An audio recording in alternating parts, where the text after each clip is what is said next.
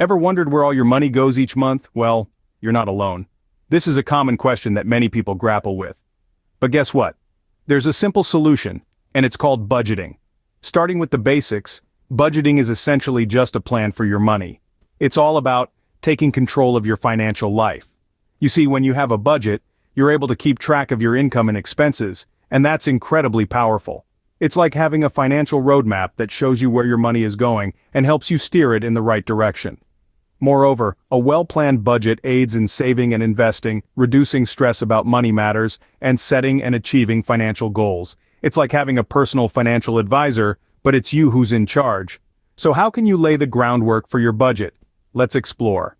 The first step in creating a budget is to identify how much income you have and where it's going.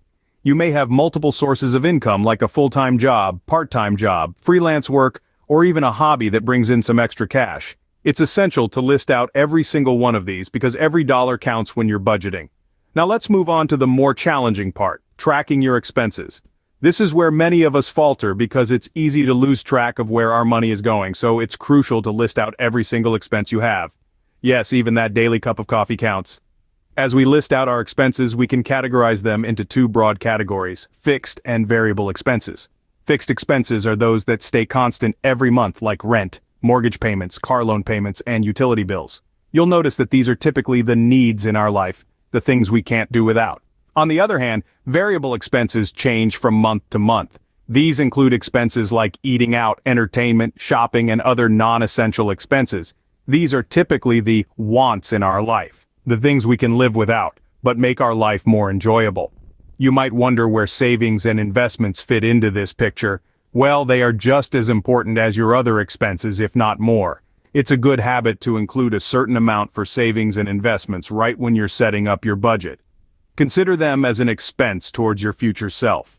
By categorizing our expenses, we get a clear picture of where our money is going. We can see how much of our income is going towards our needs, how much towards our wants, and how much we're saving for the future. Once you have a clear picture of your income and expenses, it's time to allocate your income. Now that you've identified your income and expenses, the next step is to allocate your income to these expenses.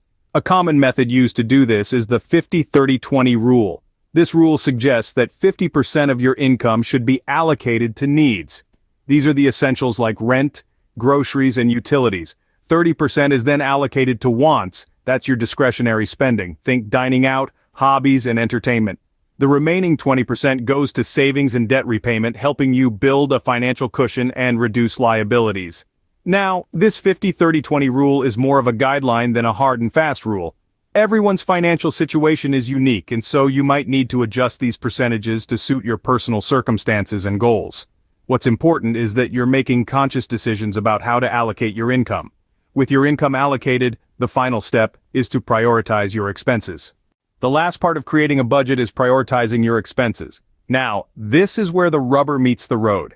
It's crucial to differentiate between your needs and wants. Your needs are expenses that are essential for survival and maintaining a basic standard of living. They include things like housing, food, utilities, and healthcare.